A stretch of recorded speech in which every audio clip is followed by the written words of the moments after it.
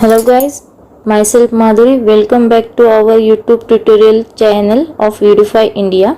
Before starting with our today's lecture, please do subscribe our channel and also follow us on WhatsApp, Telegram groups for free PDF notes, videos, doubt sessions, quizzes. So let's start. Today's the topic of our discussion is chapter number 3 non-metal and metal. In that the part 2 आज हम discuss करेंगे chemical properties of metal. We will learn about the chemical properties of metal in previous sections, activity 1 and 4. For this, collect the sample following metals: aluminium, copper, iron, lead, magnesium, zinc, sodium. What happens when the metal are burned in air? क्या होता है जब metals air के contact में आके burned होता है तो you have seen activity 8 in our previous lecture. That the magnesium burns in air with a dazzling white flame. Do all the metals reacts in same manner? Let us check by performing the following activities. Activity in that time activity performing the following activity needs to be teacher assistance. It would be better if the students wear the eye protection. Okay. Hold any sample taken above with the pair of tongue and try burning over a flame. Repeats with the other metal samples.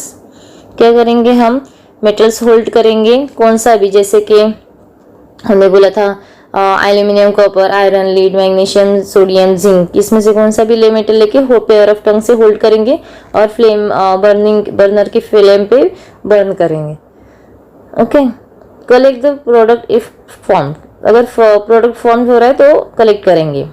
Let the product and the metal surface cool down. Metal का surface cool down और जो product मिलेंगे वो collect करेंगे.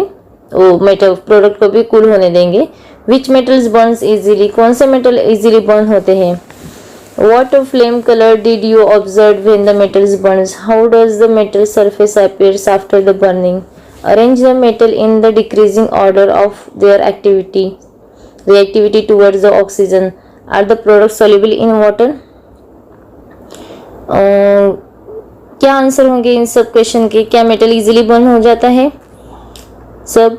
और next question था कि flame का कलर कौन सा आपको दिखाई दे रहा है मेटल बर्न करते हुए. बर्निंग करने के बाद सरफेस कैसे हो रहा है, स्मूथ है या रफ हो रहा है. मेटल का रिएक्टिविटी डिक्रीजिंग ऑर्डर में आ रही है कि इंक्रीजिंग ऑर्डर आ रही है टूवर्ड्स ऑक्सीजन. और वाटर सोल्यूबल है या नहीं प्रोडक्ट, ये चेक करेंगे हम. Almost all the metals combine with oxygen to form the metal oxide. Okay. मतलब ऑलमोस्ट जितने भी मेटल्स होते हैं वो अगर ऑक्सीजन के साथ कंबाइन होंगे तो क्या रिएक्शन बनाएंगे, metal plus oxygen get converted to metal oxides. For example, when the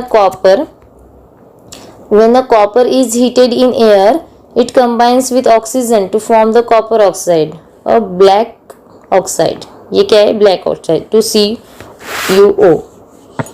अगर similarly aluminium forms the aluminium oxide. Aluminium is heated in air, it combines with oxygen to form the aluminium oxides. Okay. We recall the chapter 2, how the copper oxide reacts with hydrochloric acid. We have learned that the metal oxides are the basic in nature, but the some metal oxides such as aluminum oxide, zinc oxide shows the both acidic as well as basic behavior. हमने chapter 2 में देखा था कि hydrochloric का copper oxides के साथ कैसे reaction होता है. हमने देखा था मेटल ऑक्साइड जो होते हैं वो बेसिक इन नेचर होते हैं, बट सम मेटल्स जैसे कि एल्यूमिनियम और जिंक, एल्यूमिनियम ऑक्साइड और जिंक ऑक्साइड अगर हाइड्रोक्लोरिक ये वो दोनों क्या दिखाते हैं, acidic as well as basic behaviour दिखाते हैं. Such metal oxide reacts with the both the acid as well as bases to produce the salt and water are known as the amphoteric oxide. उनको क्या बोलते हैं, amphoteric, जो कि हमें acidic और बेसिक दोनों सॉल्ट एंड वाटर दोनों प्रोड्यूस करते. मतलब मेटल ऑक्साइड रिएक्ट करता है बहुत एसिड और बेसिस के साथ और प्रोड्यूस करता है सॉल्ट एंड वाटर, उसको क्या बोलते हैं, amphoteric oxide. Aluminium oxide reacts in the following manner with acid and bases. ये देखो, ये एल्यूमिनियम ऑक्साइड है, ये अगर एसिड के साथ रिएक्ट किया तो क्या बना होता है, AlCl3 plus 3H2 salt plus water. और अगर एल्यूमिनियम बेसिक के साथ बेस के साथ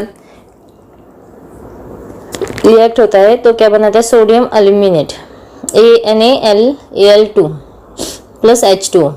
मतलब ये एल्यूमिनियम ऑक्साइड क्या है, एसिड के साथ भी रिएक्ट हो रहा है और बेसिस के साथ, और प्रोड्यूस क्या बना है, सॉल्ट एंड वाटर। तो ये क्या है, एम्फोटेरिक ऑक्साइड है, एल्यूमिनियम ऑक्साइड क्या है, amphoteric oxide. Most of the metals oxides are insoluble in water, but the sum dissolves in water to form the alkalis. Sodium oxide and potassium oxide dissolve in water to produce the alkalis. ये देखो, sodium oxide and potassium oxide अगर water के साथ react होता है तो क्या बनाता है, सोडियम हाइड्रोक्साइड और potassium hydroxide. We have observed the activity 9 that all the metals do not react with oxygen at the same rate. Different metals shows the different reactivity towards the metal oxygen.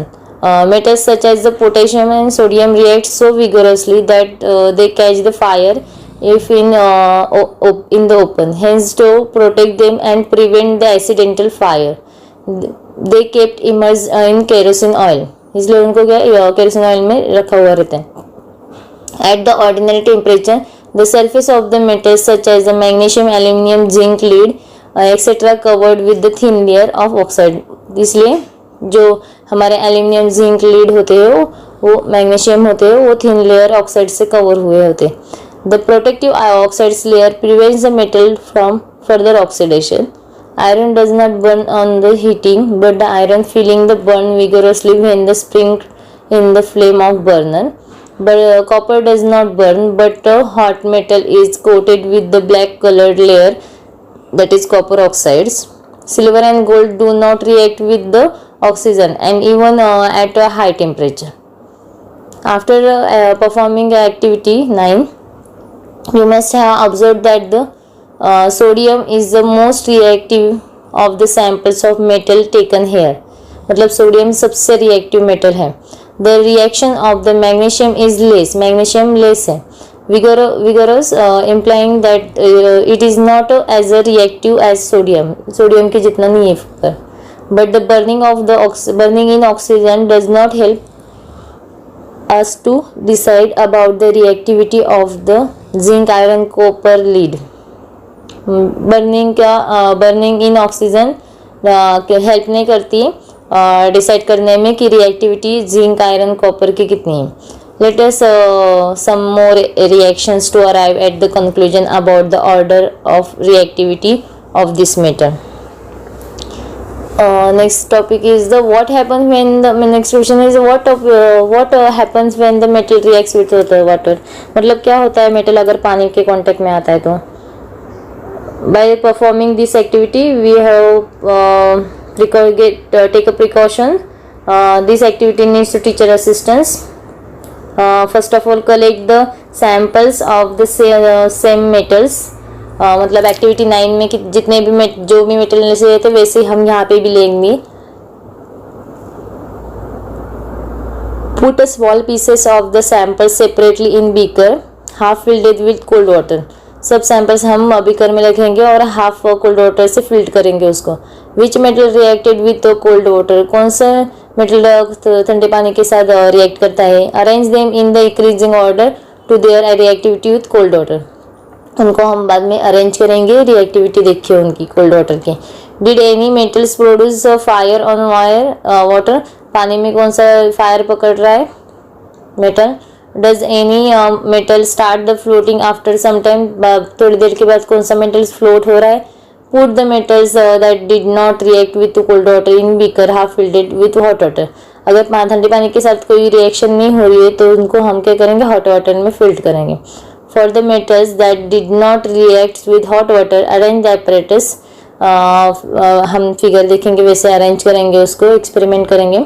Observe there reactions with the steam, steam में क्या reaction हो रही है वो देखेंगे। Which metal did not react with even with steam, कौन से ऐसे मेटल है उनको भी अरेंज करेंगे जो कि स्टीम के साथ रिएक्ट नहीं हो रहे। Arrange the metals in the decreasing order of the reactivity water, और डिक्रीजिंग ऑर्डर के साथ अरेंज करेंगे।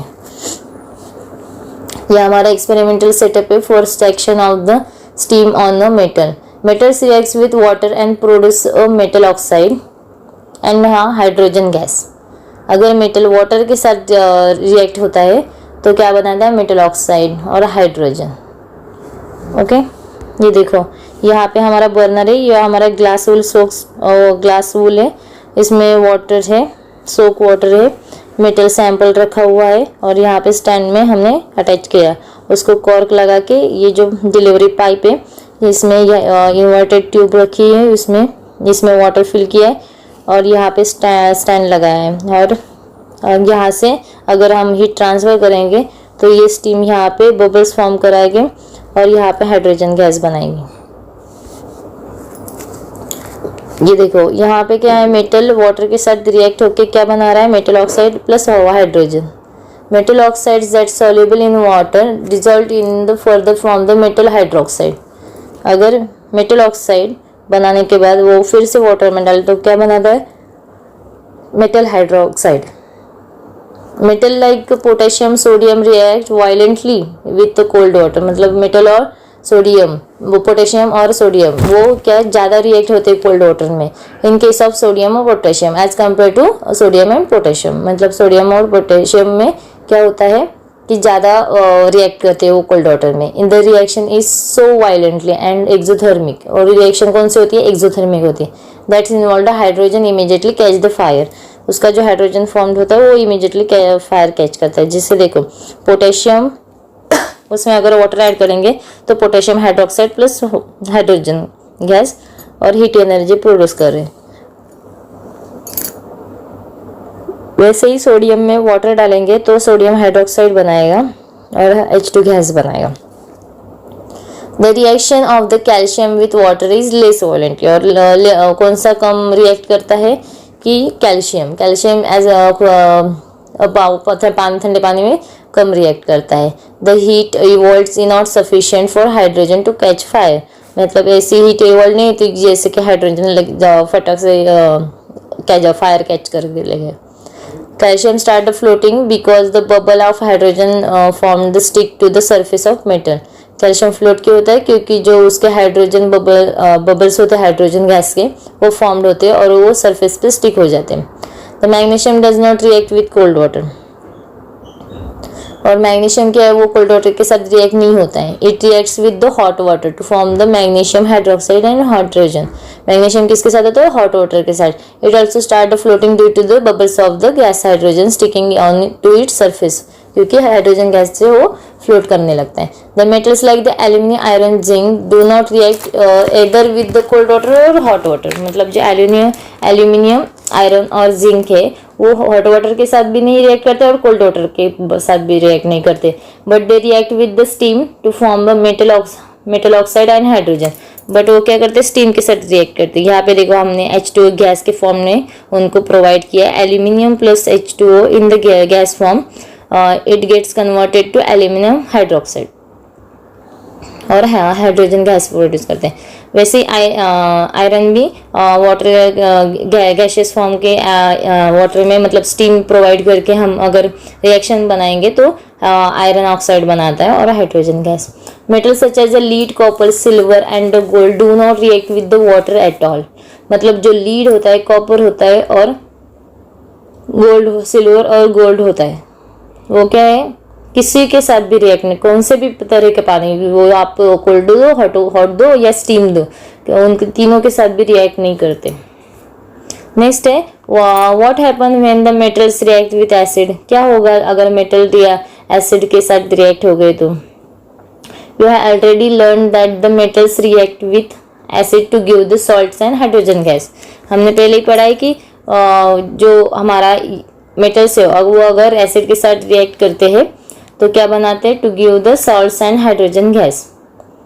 जैसे कि यहाँ पे देखो रिएक्शन दी हुई है, metals plus dilute as dilute acid to give the salts and hydrogen.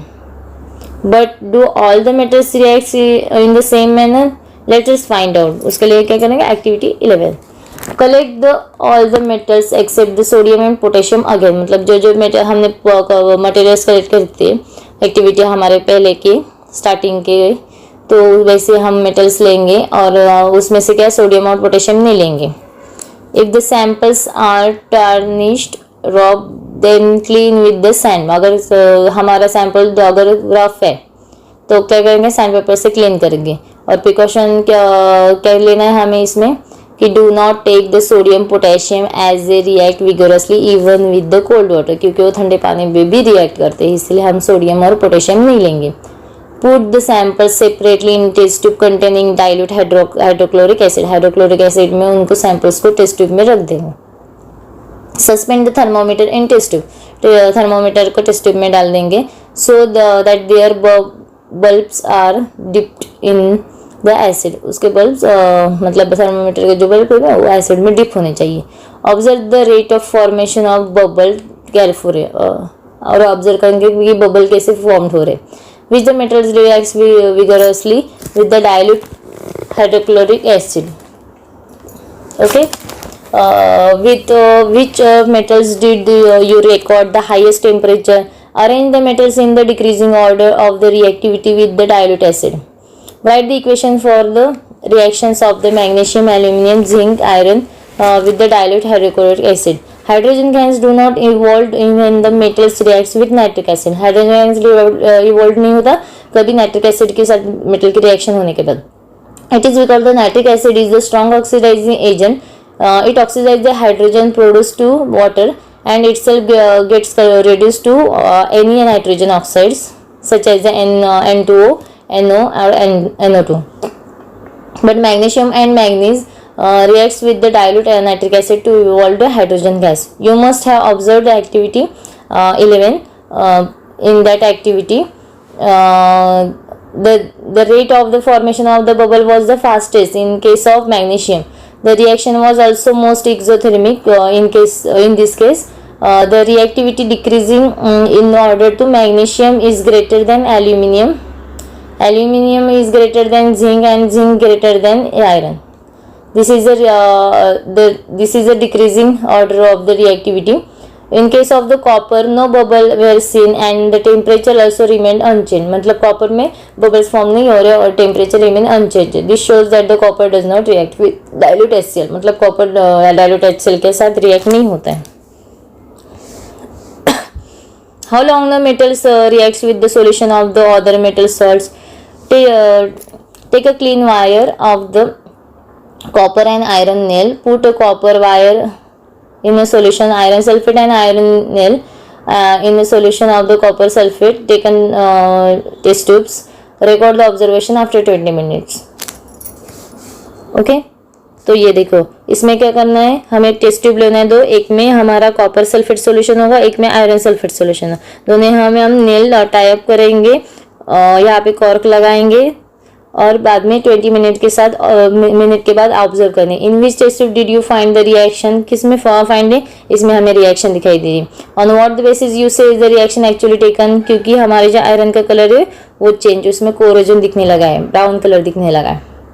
Can you correlate your observation with the previous activities. Right the balance equation for the reaction that has taken place. Name the type of reaction. The reactive metals displace the less reactive metals from their compounds in the soluble or molten solution or the molten form. We have seen in the previous section that all the metals not equally reactive.